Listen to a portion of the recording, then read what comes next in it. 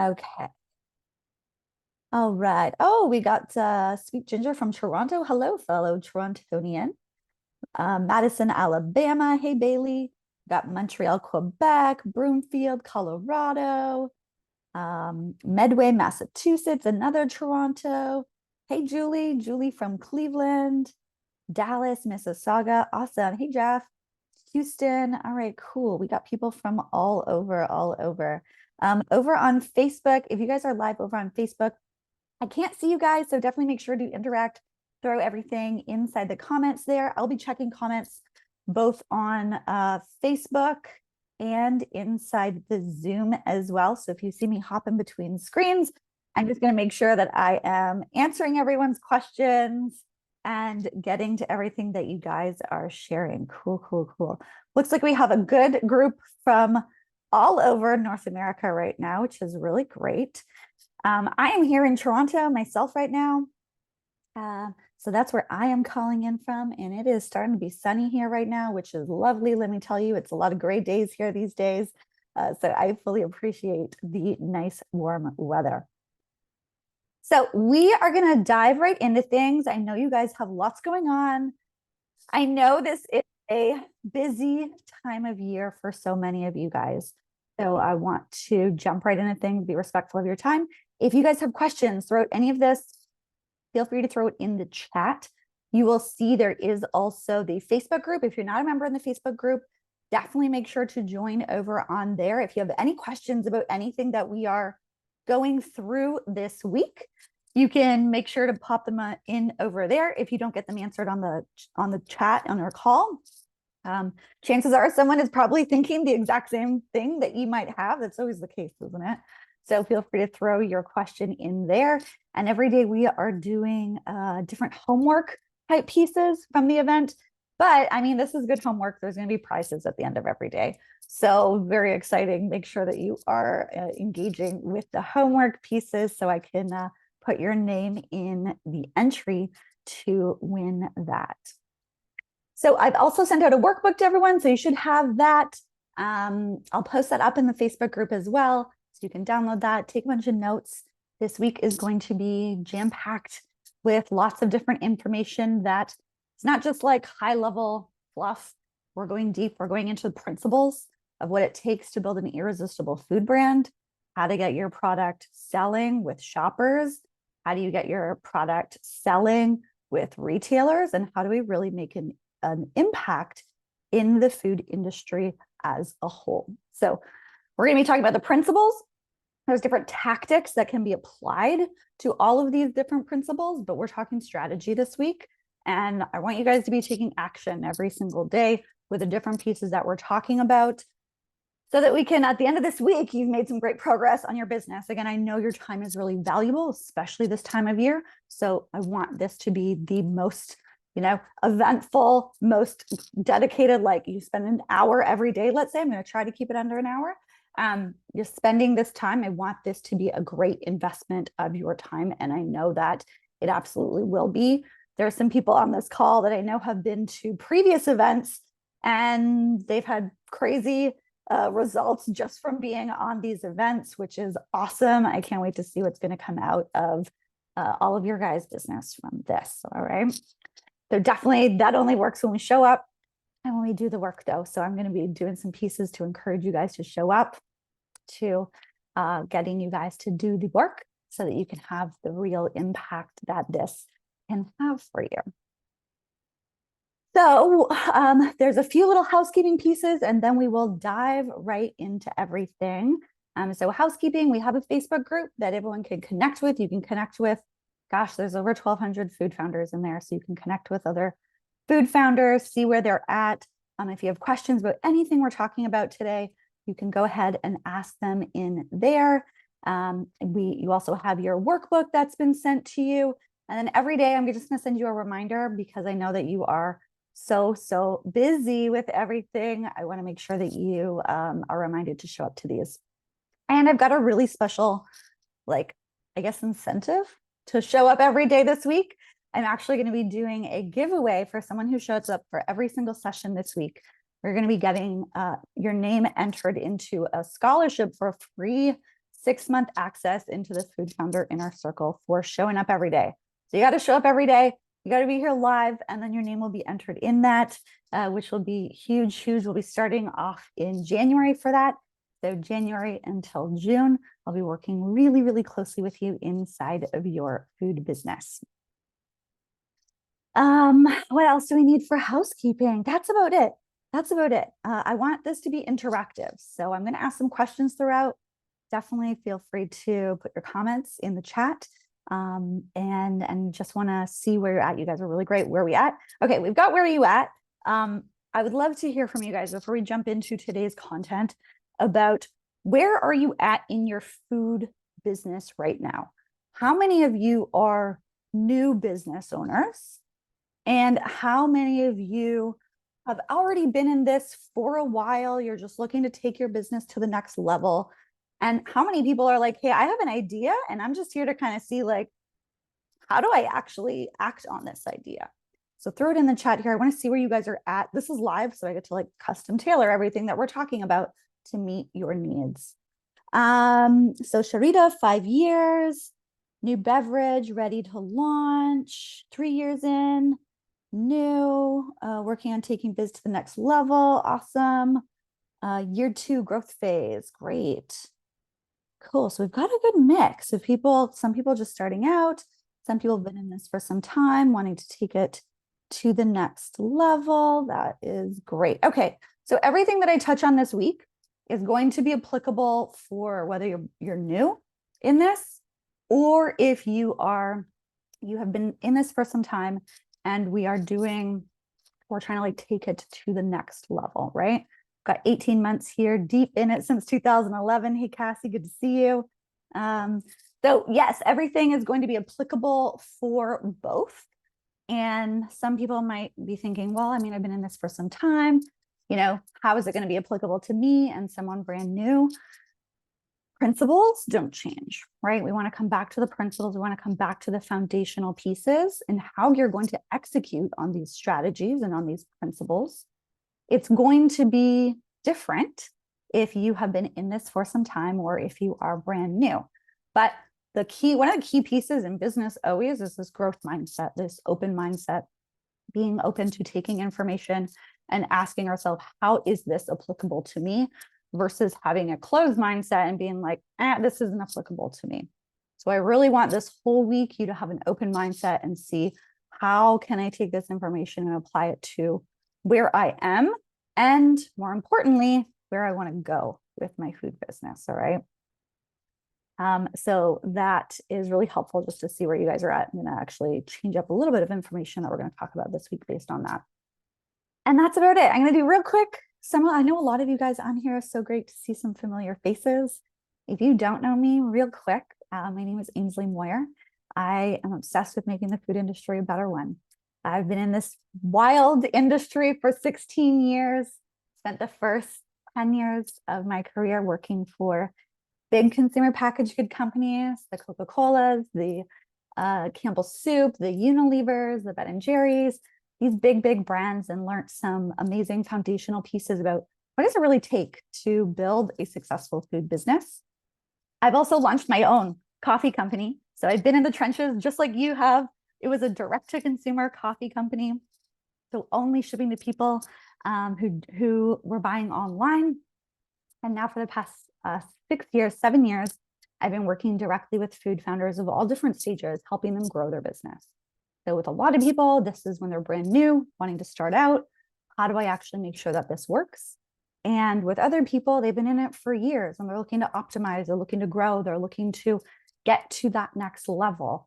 And for me, one of my big pieces is just, how do I make the food industry a better one? I think that the food industry can be improved in so many ways in terms of the food that people have access to.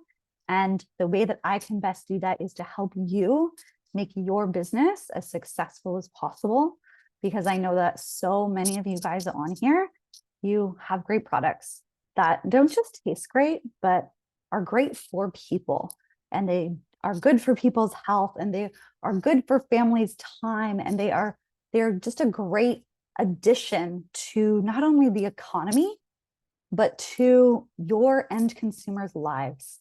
And so I want to help you make your business as successful as possible, because that is how you can make a big industry impact. And I want to help you guys be able to do that. All right, just seeing a quick question here in the chat. Will recordings be sent out? Yes, I will send out the recordings out to everybody. They'll also be live in the Facebook group until the end of the weekend. They'll be up there. So you'll be able to catch any replays in there. So today we are talking about kind of this first foundational piece. What are these real secrets to successful food businesses, right? If you've been in this for some time, or if you're at the beginning stages, you have seen probably 2 brands, very similar products, heck, 10 brands, very similar products. And some seem to do really well, and others struggle, or others just don't get to make it as far. And today, what I want to be talking about is sharing with you, how can you make sure that your brand is set up for success, so it can be one of those brands that really make it to that top tier that you want to make it at, right? How do you really become the food brand that is on the grocery store shelves, that is consumers' first choice when they are trying to solve a problem that your product and brand solves? How do we make that possible? And we're going to be talking about 3 foundational aspects here. Again, everything I teach is always based on strategy. We apply tactics on top of this. And I'm not going to be talking about how to make a, TikTok go viral or an Instagram reel go viral. That's not what we're talking about. We're talking about the business fundamentals that we then have the opportunity to build tactics on top of that. All right. So we're going to be talking about 3 key pieces today when it talks about the success of the secrets of successful food businesses. So the 3 pieces that we're going to be talking about, and we're going to dive in a little bit more. The first one is that we want to make sure that we are focusing on all aspects of our business, not just our food, which is actually one of the biggest mistakes I actually see food founders come up against. And we'll talk about why and how to overcome that if you find yourself in that situation. We're also going to be talking about the second piece here, which is you want to solve a real problem for a very specific group of people. This is a huge success factor to food businesses, whether it be something unique and innovative in the market, or whether this is a different take on a product that's been around for a long time. We need to solve a problem for consumers, and this is how we are going to get them to buy from you over and over and over again. And also how we get retailers to see why they need you over everyone else. And then the third piece is we need you to be known by your audience, because otherwise you've got this fantastic product and you're like the industry's best kept secret, right? Retailers don't know about you. They can't put you on your shelves, on their shelves, if they don't know about your brand, right? Consumers don't know about you, so they can't buy your product if they don't know about you. So how do we make it so that your product becomes known to the most important people, which are, your end consumers and the retailers that you want to be listed with? Now, some of you might be direct to consumer only. That is totally okay. We're going to really focus in on the consumer piece there then. How do we become so important to that consumer? How do we become known to them? It's even more important when we're doing this direct to consumer, because you don't have the real estate that is the grocery store shelf that has so many people walking by all the time. So this is even more important if you are doing direct to consumer, right? So let's dive into the first piece here, which is focusing on all aspects of your food business, right? This is really hard for a lot of founders to do, for a couple of reasons. The one big one is that a lot of you are creative, right? You've played in the kitchen. You've found a great recipe that works. You've created something that people love. You have this creative genius, which is amazing. And that is your outlet. But the pieces that we want to remember is that for a business to be successful, it needs to include all aspects of our business, right? It needs to include both the creative side, the making a delicious product, and it needs to include the business foundational pieces, the marketing, the sales, the operations, the financials, all of these pieces that they're not as fun. Let's be honest. Sometimes they are not as fun as being in the kitchen.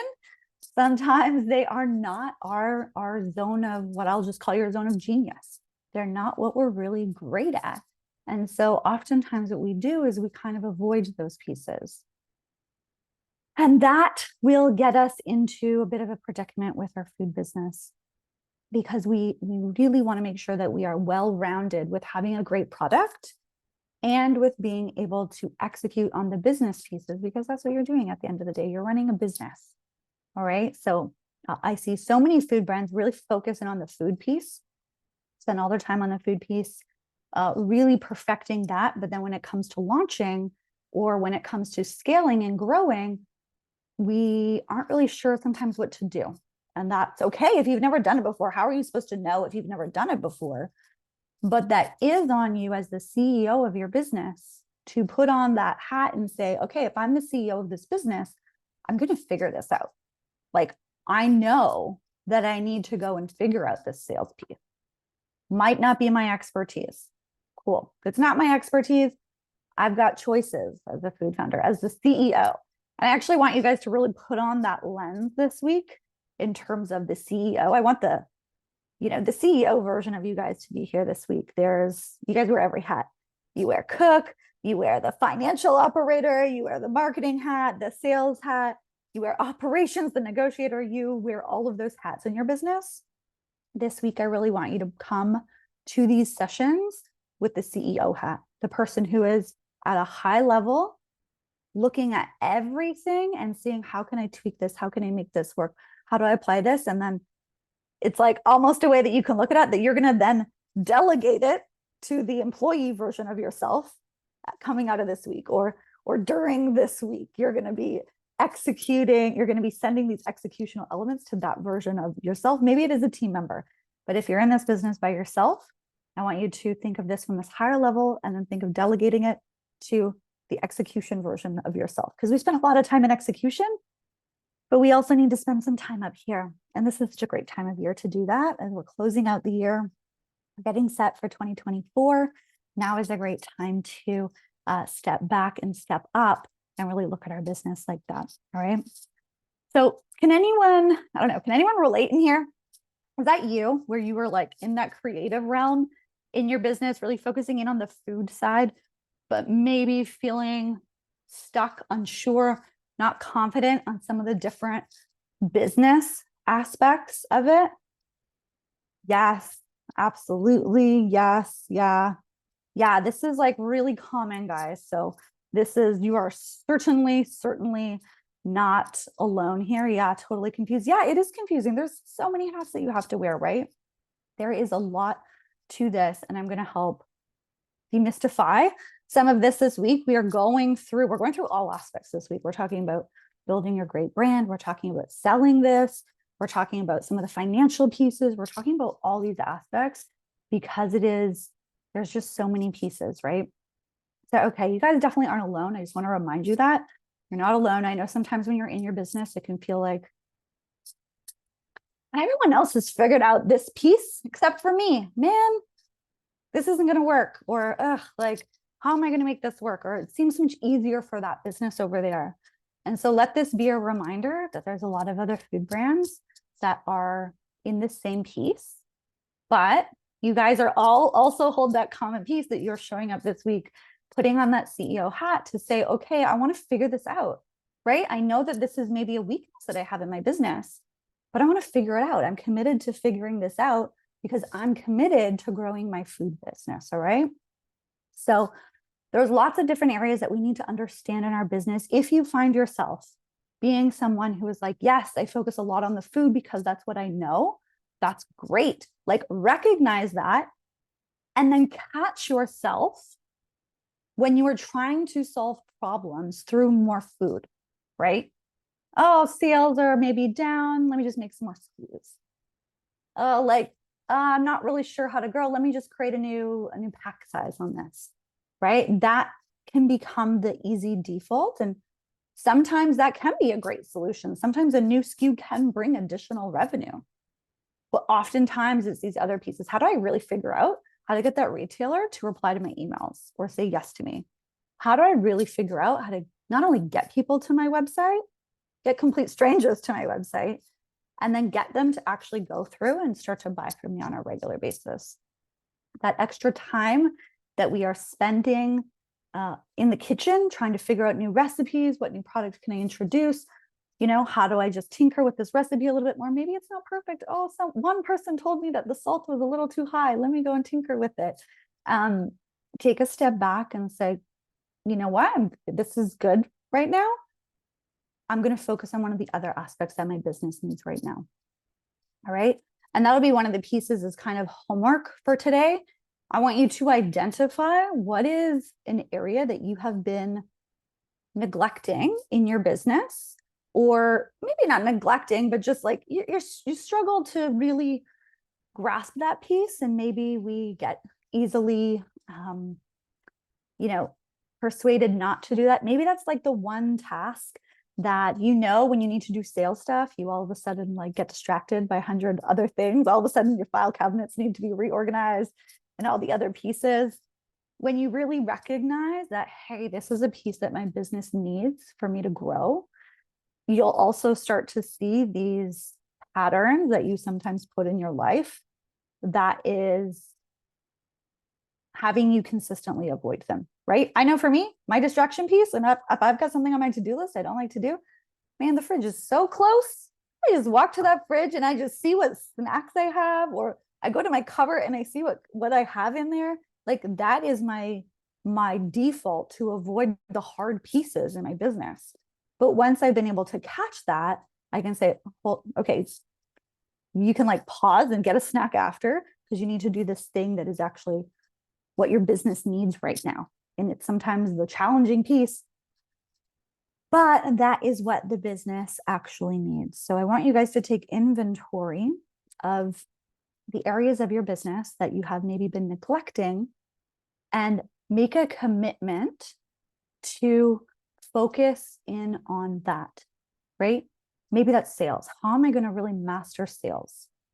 How am I going to master sales in 2024? If that's what my business needs, if that's what it needs to hit those goals, how am I going to make that happen this year? Right? So that'll be one piece. I really want you guys to start to identify these gaps in your business. Now, the second piece that we're going to talk about in terms of, what it really takes to have a successful food business is you want your product or your brand to solve a real problem for an audience, for one specific audience in particular, right? We're going to start with one. Sometimes there's two audiences, two different problems, but I want you to start with one, right? So we all buy solutions to our problems. That's actually the fundamentals of buying behavior across every single category out there. I have a problem. I am willing to exchange something of value to me to have this problem solved, right? In your case, it is the shopper has some sort of problem. They are willing to sacrifice their hard-earned dollars for you to solve that problem for them. And there are 4 real types of problems that I want you to think about as it relates to your product. And as I'm going through these 4 different problems, I want you to take note of what problem does my product currently solve? Maybe there's multiple ones, but what problems is it currently solving? And then ask yourself, am I really truly communicating that? Does the consumer know that this is the problem that I'm actually trying to solve for them? Because sometimes when we are just so close to things in our business, it's like crystal clear to us, but then it doesn't come across as crystal clear on the other side. So I know that's a hard piece to do when you're looking internally, That's why it's really great to have a community of people to provide feedback, to, have experts provide feedback, to have other people that aren't just our friends and family to provide feedback, because our friends and family love us. So sometimes they also won't call things out as directly as necessary. But I really want you to think about, what problem am I solving? All right. So the first problem that all products are going to solve is, it's just a real problem, right? Like a real actual problem.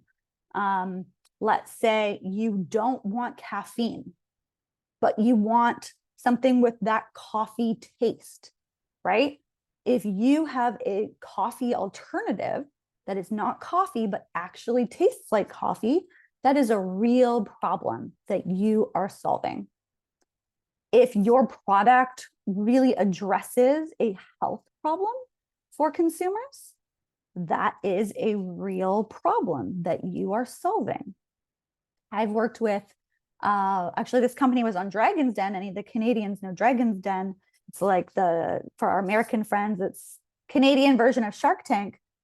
This brand was on Dragon's Den, and they had a drink that helped breastfeeding women increase their milk supply, right? That is a real problem that this product is solving, right? So if that's you, as I'm going through these, put these in the chat. Like, yes, I solve a real problem. And what is that real problem that you're solving? I'm curious where you guys are all at.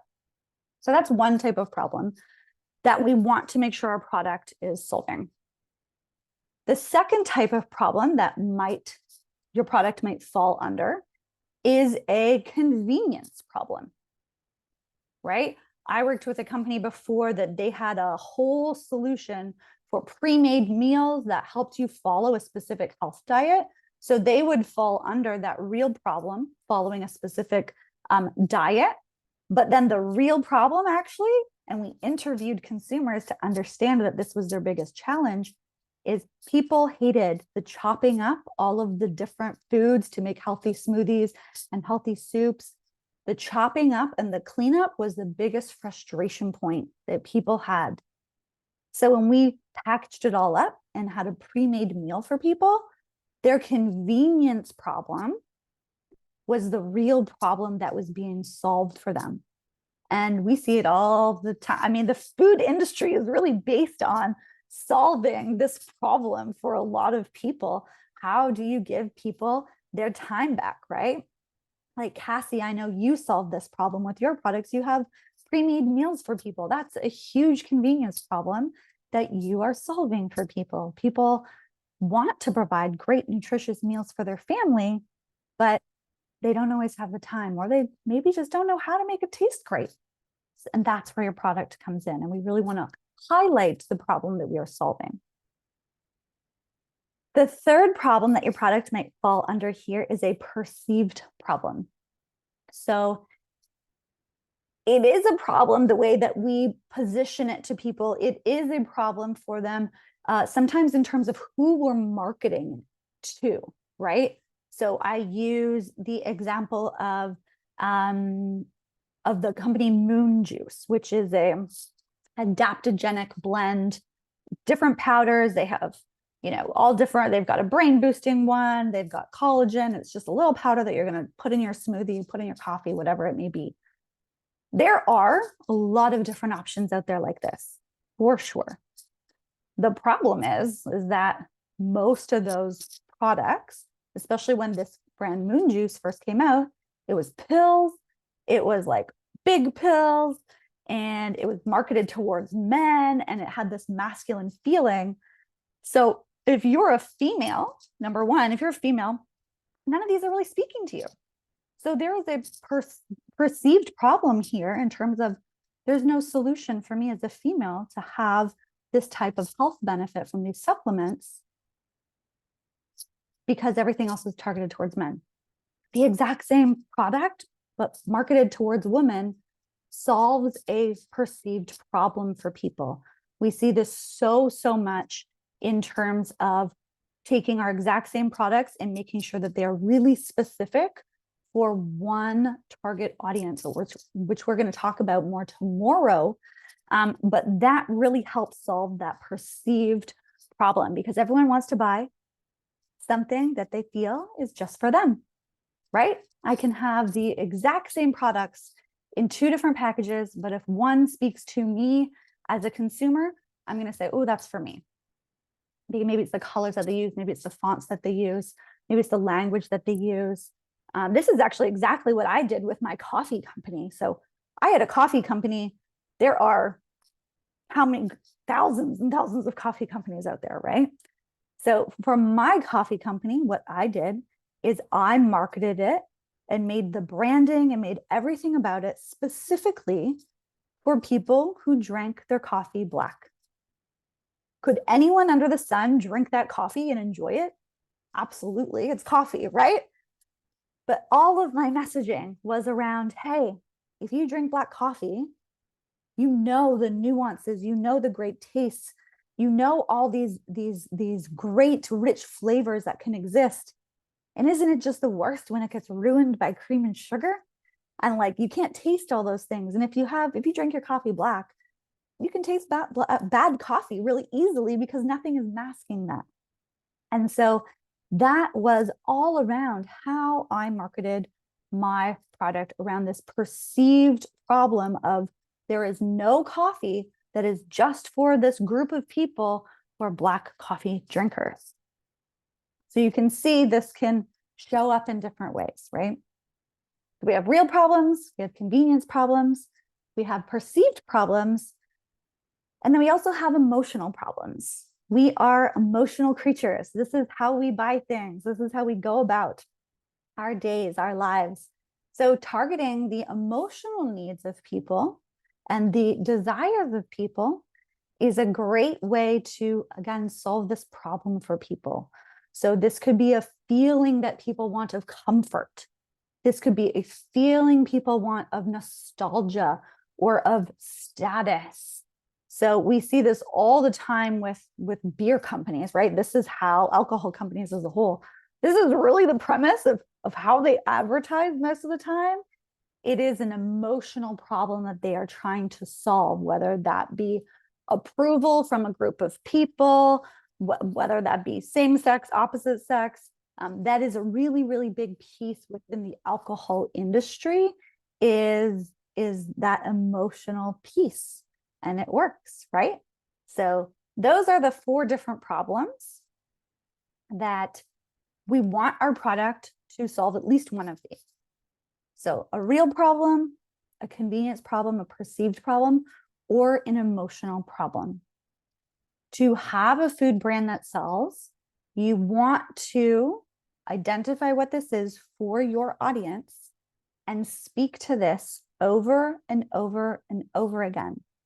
Because people buy solutions to their problems. And your product is simply the avenue for them to have that problem solved. So if we have a product like a hot sauce or a granola company, it's even more important that we really do connect really, really strongly on these. Those typically will fall within like an emotional problem or a perceived problem, because the real problem, not necessarily for a product like that, right? There isn't typically a real problem there. So it's really important that we nail that emotional piece or create this problem with a perceived problem, right? No one is having a hot sauce that meets this one specific need, right? Maybe they could use other hot sauces there, but you really want to create that problem in their mind so that they can see your problem, your product as the solution to their problem, right? So does that make sense to everyone there? Where are you guys at there with where yours falls? So, okay. So Karen, my rubs and seasonings are sodium free. So if that, I would say that would be a real problem if that is the one piece that you were saying over and over and over and over and over and over again. Is that why people are really buying, right? If they are buying for some other reason, then that's what we really want to hone in on.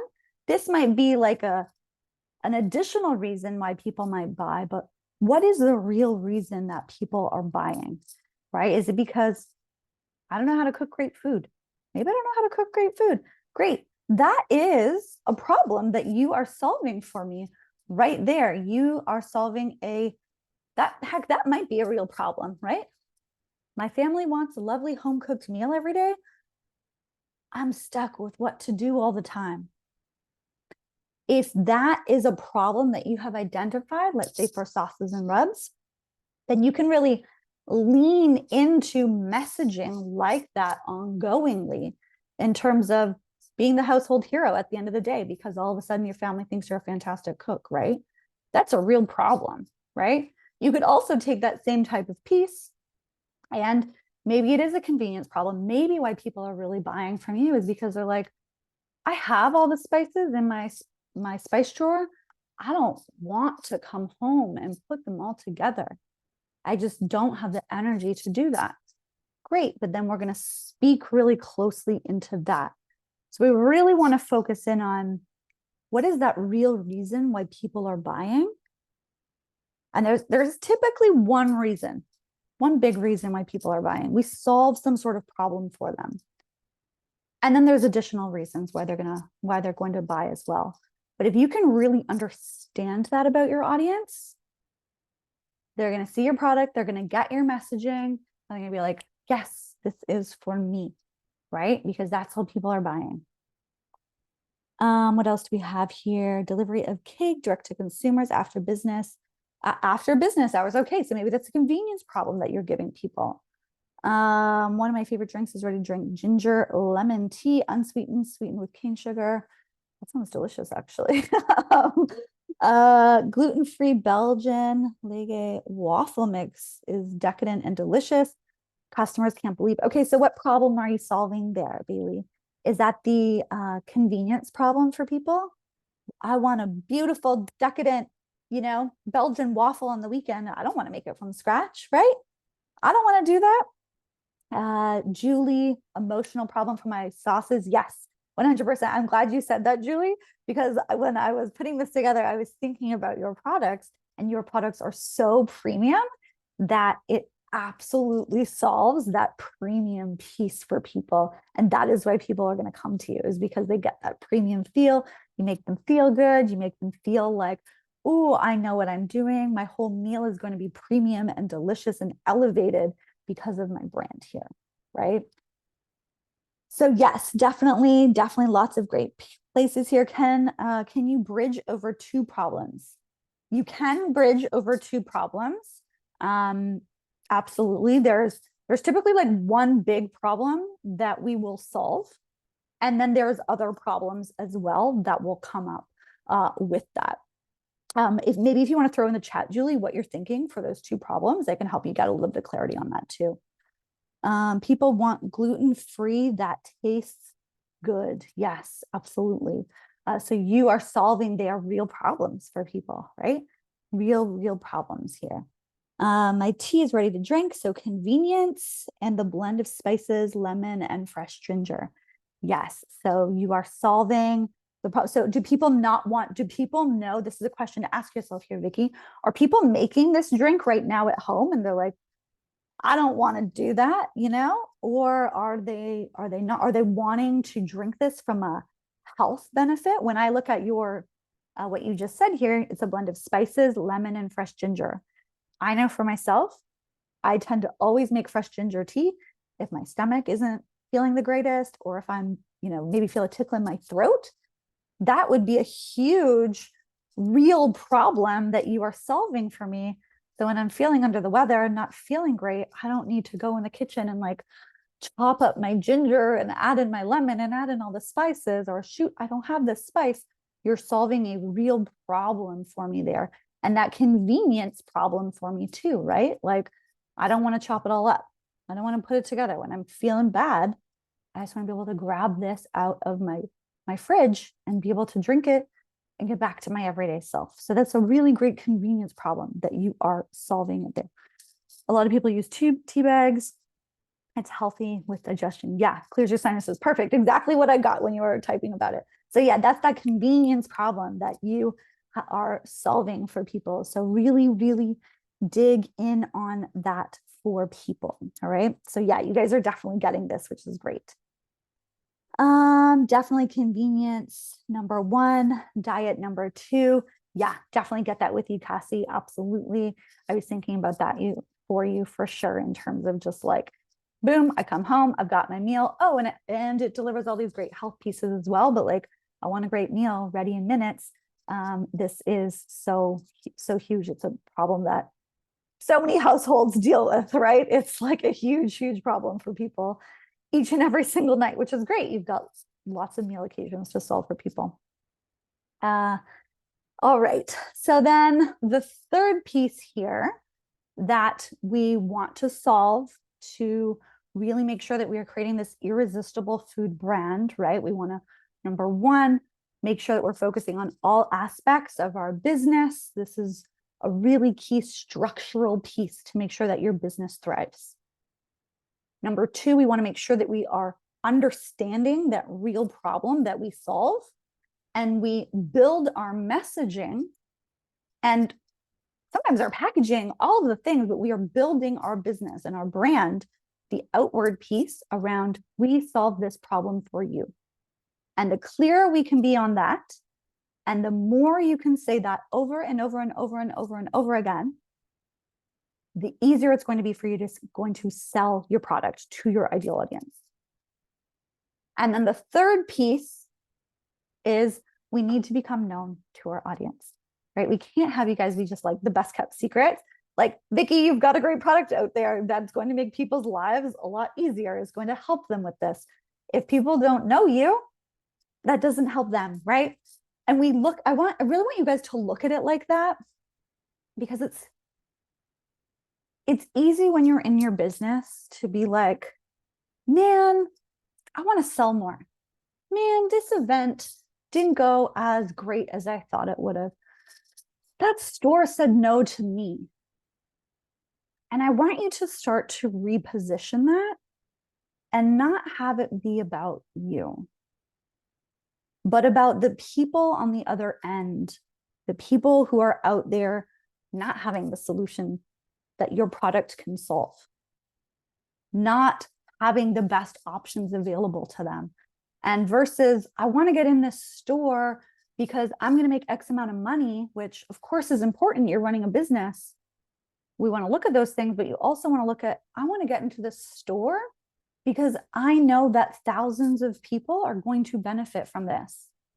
And if I'm not there, and if I have conviction that my product is the best product out there, then they're going to be stuck with a subpar solution or no solution. Or they're going to go about and still have this problem in their life that I know I can solve, right? So this is why we don't want to be like the best kept secret that we have. This is really why, so that you can make an impact on the lives of the people out there waiting for what you're offering. And naturally through that, you end up making a huge impact on your life and your family's life as well. Okay? This is just a different way to look at it. I know it's, especially if your business isn't where you want it to be, especially if you're at the beginning phases and you're looking at all the finances from it, it's really easy to just focus in on the impact for yourself. But focusing in on the greater impact, the more value you create in the world to the more people, the more that's all going to come back to you and the bigger your business is going to be. So I just want to remind you guys of that, because I know that sometimes it's easy to forget that. Right? But the more value you create for the most amount of people, the more successful you inevitably will be with your business. Okay? So we really want to make sure that we are known to our retailers and to our shoppers. So how do we do this? There's lots of different ways we're going to be doing this. We're going to be talking about this a lot this week. We can do this for the consumer through having a really great brand that connects with them, which we're going to be talking all about tomorrow.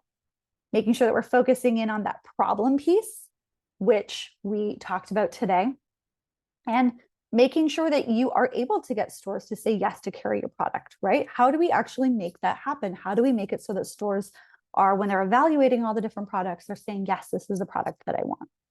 So that comes from how do we actually sell into them, which we're going to be talking about on Wednesday. And then also Do I have all these business fundamental pieces figured out as well? Can I talk to the retailer in a sophisticated way about the numbers? Can I talk to them and feel confident about the operations behind how my product is going to get to their store? Can I make this a profitable business operation for both me and the retailer and still provide value for the end consumer? These are all key pieces to be known to our audience, because we need to be in front of retailers to get them to say yes, right? We need to be able to convince them that our product is the right product. And we need to be able to connect with shoppers. So we need to get in front of where they are, whether that is where they shop, whether that is where they spend their free time, where they are, investing, their energy, whatever that may be. We need to be in front of these people. And when we're in front of them and we've nailed this problem piece and we have nailed this brand piece and the pricing piece and show our true value to them, then that is where more sales can come through. And this is how you can really start to amplify your business from a bigger piece. Sometimes it's like, seriously, just getting in front of the right people makes the hugest difference for your business. I have seen brands, be trying to sell in locations where their audience just isn't. And that makes them struggle to sell their product. And then they're like, oh, no one wants this product. Maybe my pricing is too high. Maybe this is just like not the right piece. Maybe it's only going to go so far. And then as soon as they switch where they're actually selling, it makes a huge difference in the success that they are having, right? So it is really about making sure that we are known to our ideal audience and being in front of them in the right places with the right messaging. So we're going to dive into these pieces later on this week as well. We're going to talk about how do we overcome some of these growth plateaus on Thursday and Friday. We're going to be talking about how to make sure that you are avoiding some of the costly mistakes that can impact your profitability in your business. We're going to be talking about that on Friday. So every single week, we're going to be diving into all these different pieces to be able to help you in all the different aspects of your business. So we're about 10 minutes to 2. I'm going to wrap it up. So we've got some homework for today. Number 1, I want you guys to take a look and identify where the gaps in your business are right now. Maybe it's sales, maybe it's operations, maybe you're just not sure what to do next, right? That is a gap that you have. That's fine. Take note of it. I want you guys to share that up in the Facebook group as well. I'm going to create a thread on there. You can comment up on that. And really, when you're looking at this, look at it through the lens of what areas in my business need more attention for me to achieve my 2024 goals, all right? And the second piece, I want you to try and identify what problem you solve for people. I know a lot of you guys have done this in the chat already, which is awesome. Your wheels are turning, which is great. We definitely have that. If you're not sure, feel free to send me a message. Hey, Ainsley, I'm not sure if this is the problem that I'm solving. Throw it in the Facebook group and tag me. I'm happy to give you guys clarity here. This is like why people invest in personal trainers or external support, because sometimes we just aren't sure. Hey, is my form right on this? And someone can really easily no, let me tweak this and really get you to a better position, right? So that's what I'm here for all week for you guys. I want to make sure that you guys have real clarity on all of these pieces. Okay. And that is it. I want to remind you guys, we're doing giveaways all week. Why not? It's the holiday season. And I want to get you guys to make sure that you are taking the actions each and every single day. So make sure to comment on that homework thread for today. There will be a giveaway tomorrow. We'll kick off with that for anyone who leaves a comment answering that question there. And then if you show up every single day this week, you will be entered to win a 6-month membership inside the Food Founder Inner Circle. We're going to be starting in January. This is a big game changer for your business. So make sure to show up every single week and your name will be entered into that giveaway there. So that's it for today. Tomorrow, we're going to be diving into how to build your brand and make sure that this is absolutely irresistible to shoppers. So whether you are just starting out or you've been in business for a long time and looking to strengthen this, make sure to show up. We're going to talk about how do we make it so when people see your product and see your brand, they're like, oh my gosh, where has this been all my life? We want to make it so that they know immediately that this is for them, so that they can pick it up off the store shelf or buy it online, and hopefully send it out to their friends and family as well, because it connects so deeply with them. So that's it for today, guys. Have a beautiful, beautiful rest of your Monday, and I will see you tomorrow. You're so welcome, everyone. You're so welcome. Have a beautiful, beautiful day, and I'll see you guys tomorrow.